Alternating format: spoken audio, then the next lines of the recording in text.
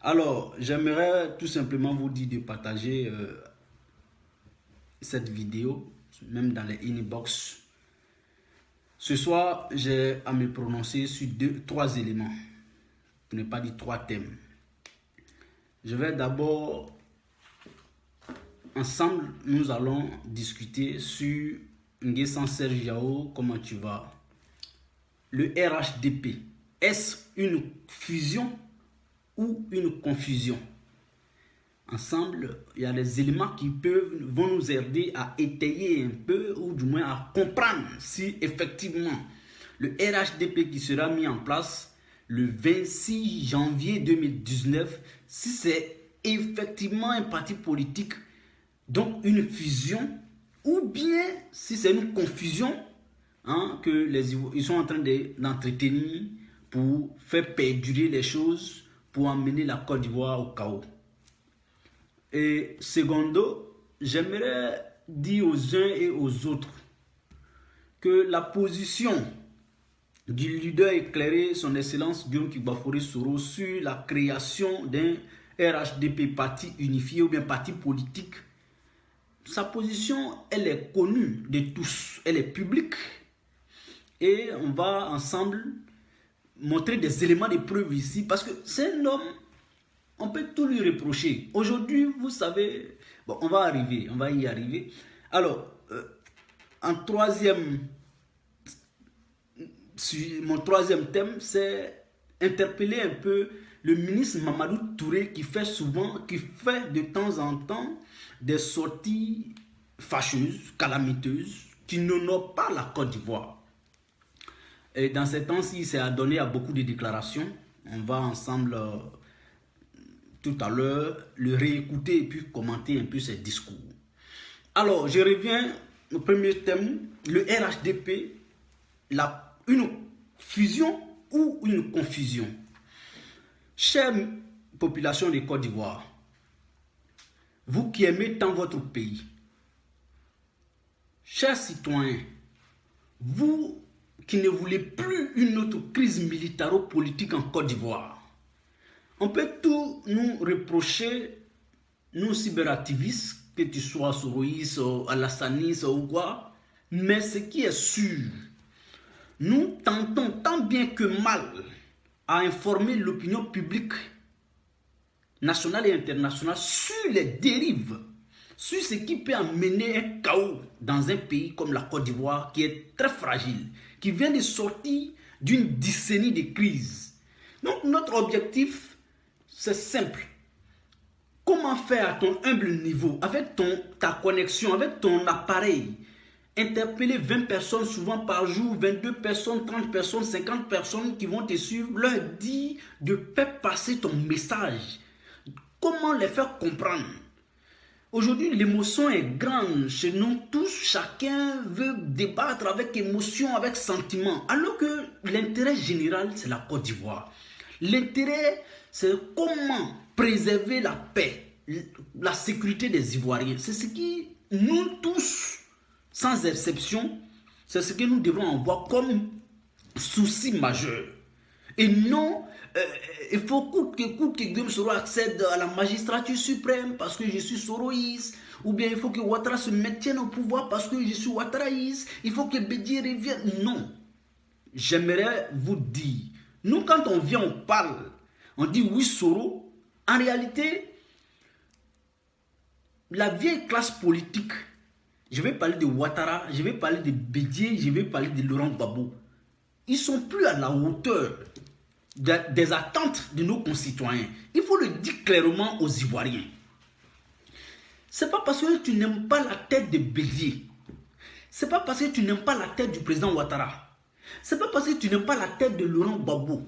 Parce que ces trois personnalités aujourd'hui font partie de la blessure, des maux de la Côte d'Ivoire. Donc, Ouattara a dit, le président Ouattara lui-même, il a dit qu'il est temps de faire passer la main à une nouvelle génération. Parce qu'il ne faut pas attendre que l'homme s'épuise totalement pour qu'on lui arrache le pouvoir, ou bien de force, de gré ou de force.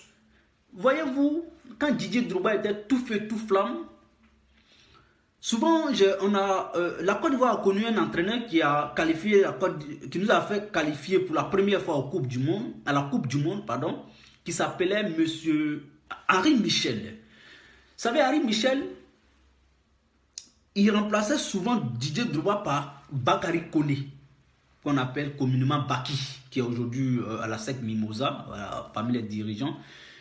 Et le match commence, Didier Drogba est titulaire.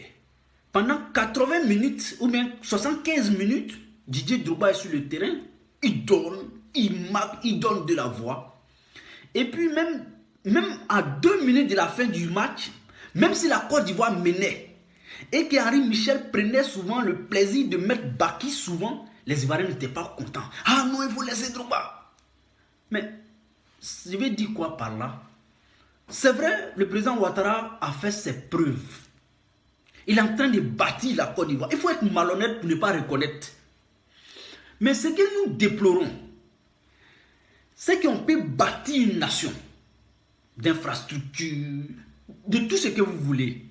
Mais quand la cohésion sociale est fragilisée, quand la quiétude de tes concitoyens n'est pas garantie, il faut te dire qu'il y a un gros boulot à faire, il y a un chantier à faire. Et souvent, il faut savoir faire l'autocritique. Il faut savoir se dire, mais écoutez, c'est vrai, je donne tout aux Ivoiriens.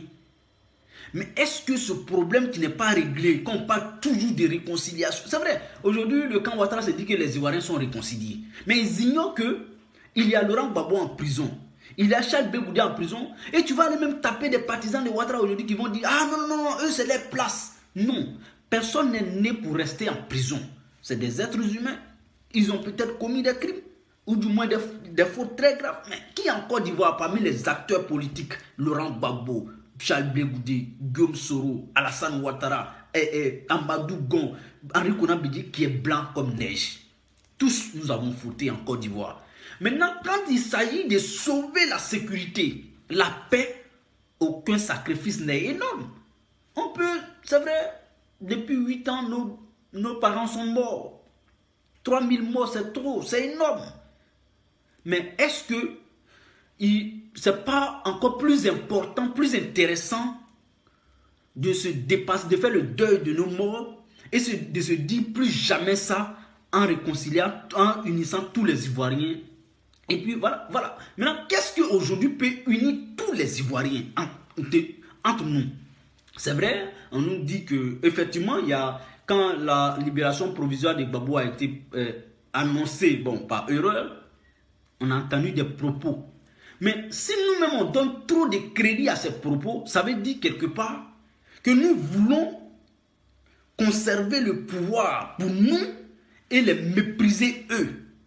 J'aimerais, à mon sens, qu'on accorde plus de crédit au discours de Bégoudé, au discours de Laurent Gbagbo, que ceux qui s'agitent, ces partisans. Je reconnais et je condamne avec la dernière énergie les filles qui se sont données à ces différentes déclarations. On va tuer les musulmans et autres. Mais comment et pourquoi nous sommes arrivés jusqu'à là?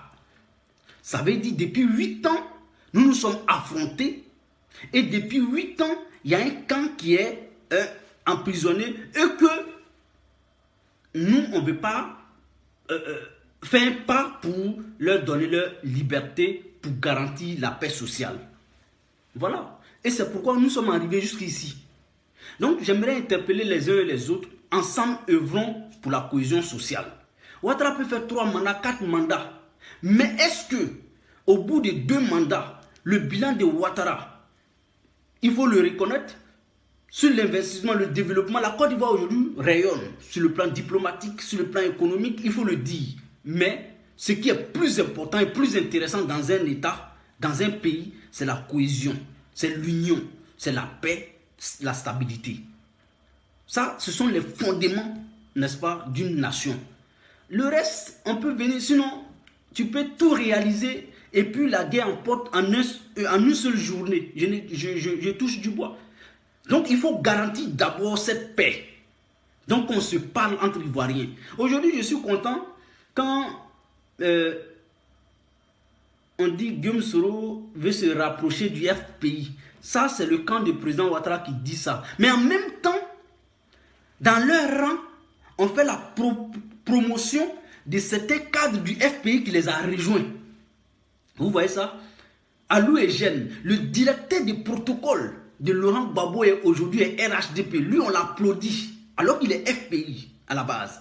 Aujourd'hui, l'ex-ministre des Affaires étrangères, M. Alcide Didier, qui était porte-parole de Laurent Gbagbo pendant la crise post-électorale, il est aujourd'hui au RHDP. On n'en parle pas parce que c'est à leur faveur. Mais quand Guillaume Soro dit bonjour à un cadre du FPI, on dit ah non, il a trahi. Il est avec ceux avec qui nous nous sommes battus hier. C'est malhonnête. C'est pas bon. Qu'on explique les choses clairement aux Ivoiriens. J'ai dit c'est malhonnête parce que on ne peut pas traiter ceux avec qui Guillaume Soro s'affiche, si je peux m'exprimer ainsi, si Guillaume Soro dit aujourd'hui bonjour à un cadre du FPI, on le traite de tous les noms. On voit des SMS passer maintenant. Ah, Guillaume Soro, il veut se rallier au FPI qui nous a combattus hier. Ça me fait rimer. Et en même temps, on voit Alou Eugène, un cadre du FPI, directeur des protocoles de Laurent Gbagbo. On voit Alcide Didier, le ministre des Affaires étrangères de Laurent Gbagbo, avec le camp Ouattara. Et puis là, on n'en parle pas, on les applaudit, on fait plutôt leur promotion. Et je pense que ça, c'est pas juste, c'est malhonnête. Doumbia Balak, conscience. Non, je n'ai aucune haine contre le président Ouattara, cher frère. Ou du moins, si c'est une femme, bon, je pense que c'est un frère, c'est Doumbia Balak, conscience tranquille. Pourquoi trop de haine contre le Prado? Non, je n'ai aucune haine contre le président Ouattara. Ce que je déplore, c'est l'injustice.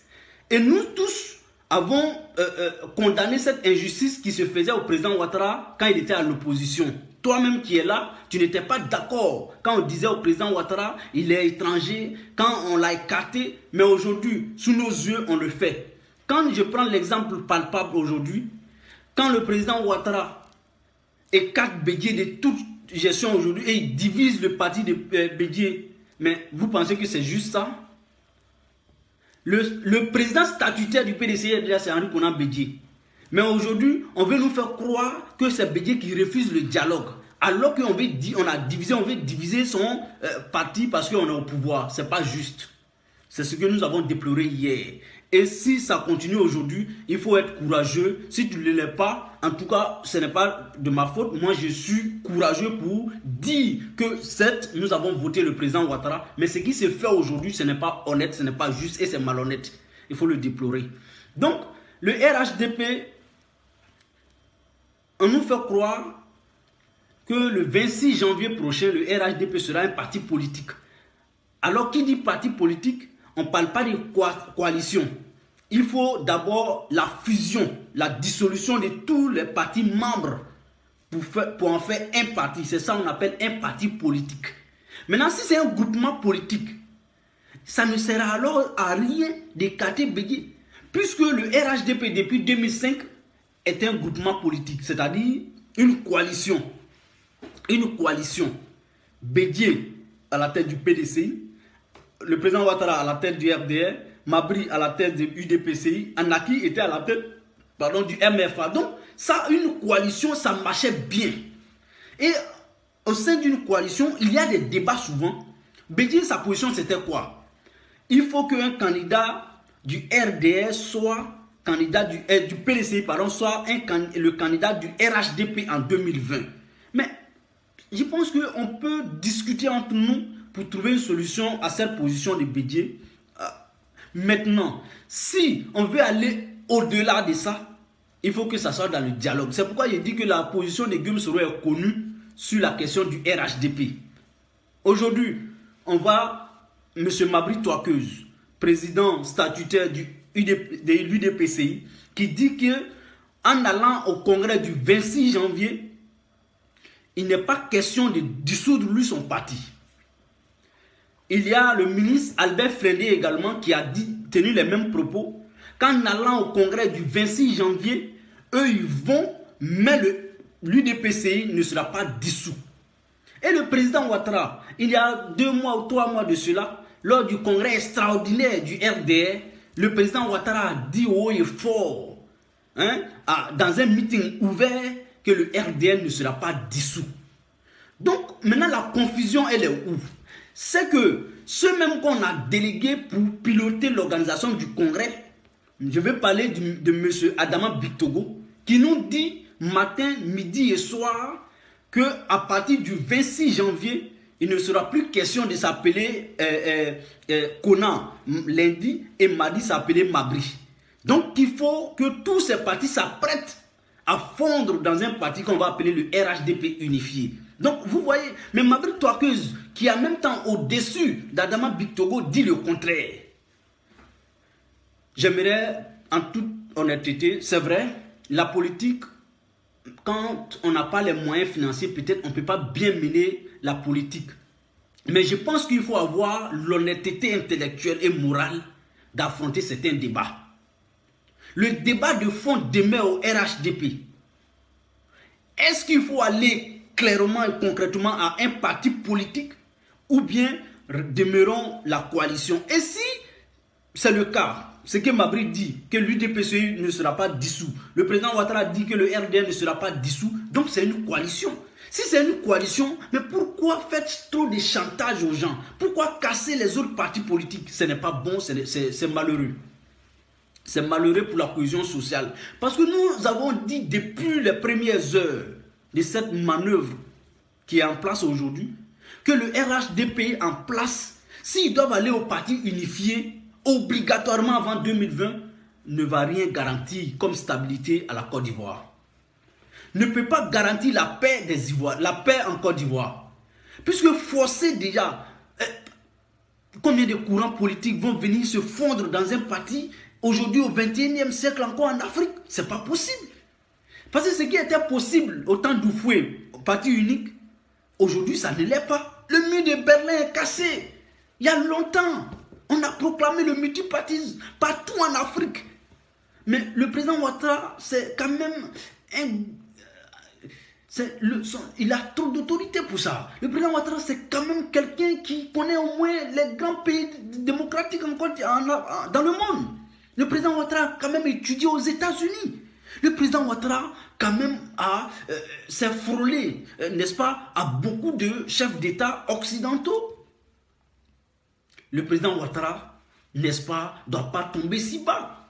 Excusez-moi du mot, mais quand même. Il ne doit pas se laisser berner, manipuler par ces Adama Bictogo et autres qui y mettent de l'ordre, que le président Ouattara fasse en sorte que les Ivoiriens dorment tranquilles. Parce que le président de la République est le premier garant des institutions en place. Il faut dire aujourd'hui que si d'autres sortent, parce qu'on peut dire à nous que nous on attaque, on critique le président Ouattara, c'est normal. Mais quand un cadre comme Adama Bictogo, un élu, un député, sort publiquement pour dire que si Guillaume Soro ne va pas au Congrès, qu'il démissionne, et que le président de la République n'interpelle pas, c'est abusé. Alors qu'il est le garant des institutions. Et Guillaume Soro est un chef d'institution, est un président d'institution. Quand même, après la présidence de la République, il y a la vice-présidence. Et après la vice-présidence, c'est l'Assemblée nationale. Dans notre institution, Guillaume Soro est la troisième personnalité de la Côte d'Ivoire. Donc, nous, les citoyens lambda, il n'y a pas de souci. Mais quand déjà un cadre, un haut cadre comme Adama Bictogo fait une sortie et qu'on ne le recadre pas, c'est dangereux pour la cohésion sociale. C'est même dangereux pour la démocratie. Donc ce n'est pas honnête, ce n'est pas juste qu'on traite, n'est-ce pas, un président de l'Assemblée nationale comme ça et publiquement, c'est pas bon. Parce que nous savons que officieusement, en privé, ça se fait. Mais jusqu'à venir exposer ça sur la place publique, je demande à M. Adama Bictogo de nous laisser critiquer que lui, il est au-dessus de ça parce qu'il représente quand même le peuple de Côte d'Ivoire parce que c'est un député. Donc, voilà ce que j'avais à dire sur ce qui va se tenir le 26. Le 26, il faut que les Ivoiriens retiennent une chose, ce n'est pas une fusion, c'est une confusion. Parce que jusqu'à preuve de contraire, on ne sait pas si c'est le président, le deuxième vice-président du RHDP qui s'appelle M. Albert Mabry Twakeuze, qui est le président statutaire de l'UDPCI, qui dit vrai, on ne sait pas si c'est Adama Bictoro qui dit vrai, parce que Adama Bictoro dit que lui, il est en mission au nom, n'est-ce pas, du président du RHDP, qui est le président de la République, et du président du directoire du RHDP, qui est le premier ministre Amadou Gon. Mais donc, ça veut dire alors que lui, il marginalise un tant soit peu les discours de M. Albert Mabry Twakeuze. Alors que nous savons que Albert Mabry Twakeuze, au moins, est au-dessus d'Adama Bictoro.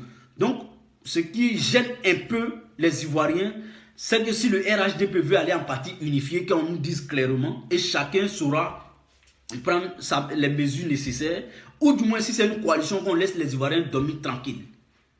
Voilà, donc voilà ce que j'avais à dire sur le cas du RHDP. Maintenant, en ce qui concerne la position de Guillaume Soro, il n'y a pas de débat. Avant de me prononcer là-dessus, j'aimerais vous faire écouter son discours lors de l'ouverture solennelle de la première session ordinaire de l'Assemblée nationale qui s'est tenue le 3 avril 2018 à Abidjan, en Côte d'Ivoire. On va l'écouter et après, je pense qu'après cette déclaration, cette brillante déclaration d'ailleurs, les Ivoiriens sauront quelle est la position exacte de Guillaume Soro en ce qui concerne la mise en place d'un parti unifié en Côte d'Ivoire. On va l'écouter.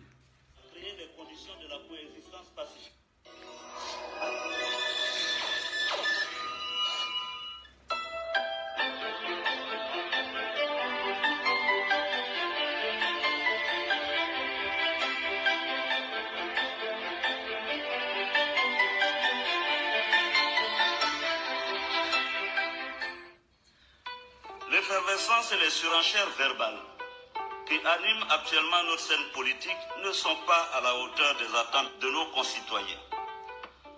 Nous devons tous être interpellés quand la tranquillité du pays peut s'en trouver affectée.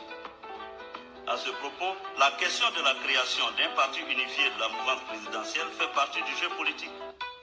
Tant que les désaccords à ce sujet s'expriment dans la courtoisie, tout ceci peut être considéré comme une joyeuse aventure et même une preuve de la vitalité de notre démocratie. Mais quand les débats tournent à la crispation, voire à l'hostilité... Alors, je reviens tout à l'heure sur cette partie encore qui est très intéressante. Tant que les désaccords à ce sujet s'expriment dans la courtoisie, tout ceci peut être considéré à ce propos. L'effervescence et les surenchères verbales qui animent actuellement notre scène politique ne sont pas à la hauteur des attentes de nos concitoyens. Nous devons tous être interpellés quand la tranquillité du pays peut s'en trouver affectée. À ce propos, la question de la création d'un parti unifié de la mouvance présidentielle fait partie du jeu politique. D'accord. Retenons d'abord que Guillaume Soro, à la base, n'est pas contre la création d'un parti unifié en Côte d'Ivoire. Mais il dit, cela même fait partie du jeu démocratique. Il dit, en ce qui concerne la création d'un parti unifié mouvance présidentielle en Côte d'Ivoire, fait partie du jeu démocratique. Donc d'abord, sa position vis-à-vis de la mise en place d'un parti unifié, pour lui, d'abord, ça fait partie de la démocratie. Et comme lui, il s'est dit démocrate, donc à la base, il n'est pas contre. Et donc, on va poursuivre la vidéo. Unifié de la mouvance présidentielle fait partie du jeu politique. Tant que les désaccords à ce sujet s'expriment dans la courtoisie, voilà, il dit, fait partie du jeu démocratique. Mais tant que les désaccords entre les uns et les autres s'expriment dans la courtoisie.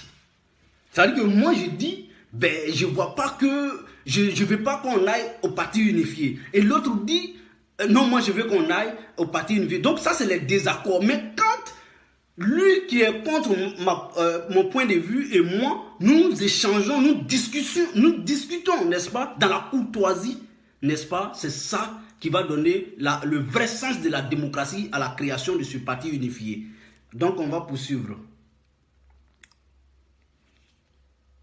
Tant que les désaccords à ce sujet s'exprime dans la courtoisie, tout ceci peut être considéré comme une joyeuse aventure et même une preuve de la vitalité de notre démocratie.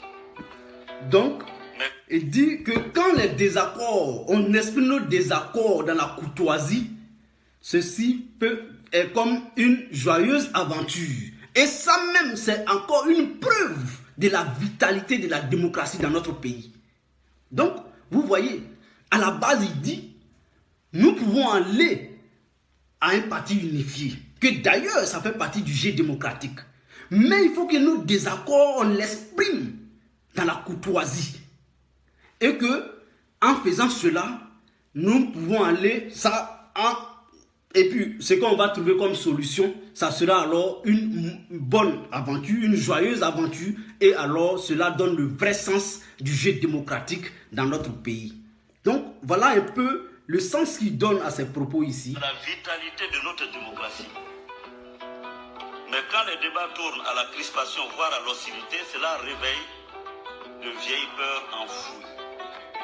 Donc, je vous rappelle que ce discours, il le tient depuis le 3 avril passé. Le 3 avril, lors de l'ouverture solennelle de la première section ordinaire de l'Assemblée nationale. Alors, il dit, mais quand les débats tournent dans la violence, cela réveille en nous une paix enfouie, une peur enfouie. Et c'est ça aujourd'hui, c'est ce qu'on voit aujourd'hui. Donc ça veut dire qu'il a prédit que si nous ne prenons pas garde, si la création d'un parti unifié en Côte d'Ivoire, si nous ne discutons pas dans la courtoisie et que nous voulons aller dans la violence, les débats, l'expression verbale très violente, automatiquement, nos concitoyens, ils auront toujours la peur au ventre. Et c'est ce qu'on voit aujourd'hui en Côte d'Ivoire. Parce que même le citoyen lambda, il se dit, tiens, quand je fais les calculs, 2020 là, c'est pas bon. Ça, c'est quelqu'un qui ne s'intéresse pas à la politique. Ça, c'est quelqu'un qui n'est même pas encore, qui ne connaît même pas un homme politique. Mais quand il s'assoit déjà en Côte d'Ivoire pour voir un peu ce qui se passe, ce qu'il attend, les discours d'Adama Bitogo, de Mamadou Touré, il a peur, il se dit, parce qu'il sait pertinemment que ces discours, tout ce qui se passe aujourd'hui, en prélude aux élections présidentielles de 2020. Donc le citoyen lambda déjà, il a la peur au ventre. Et c'est ce que Guillaume Soro, depuis le 3 avril passé, a vu venir. Et il a interpellé les acteurs politiques. Et il a interpellé ceux qui veulent coûte que coûte mettre en place ce parti unifié. Il les a interpellés pour dire la mise en place d'un parti unifié fait partie du jeu démocratique. Ça, c'est dans un premier temps. Mais il faut que les débats, les désaccords, on les exprime dans la courtoisie. En même temps qu'on exprime nos désaccords dans la courtoisie, cela fait partie de la vitalité de la démocratie dans notre pays. Vous voyez?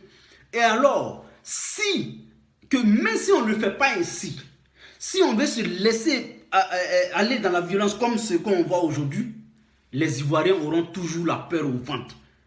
Donc, ça veut dire en clair que l'effervescence et les surenchères verbales qui animent actuellement notre scène politique ne sont pas à la hauteur des attentes des Ivoiriens.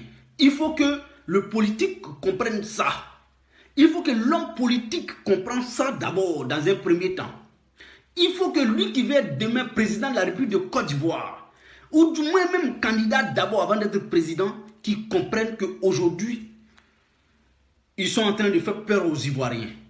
Donc, quand il va venir se présenter en 2020 pour dire que je serai candidat, il sera même peut-être jugé à partir de ses propos qu'il a eu à tenir avant l'année 2020.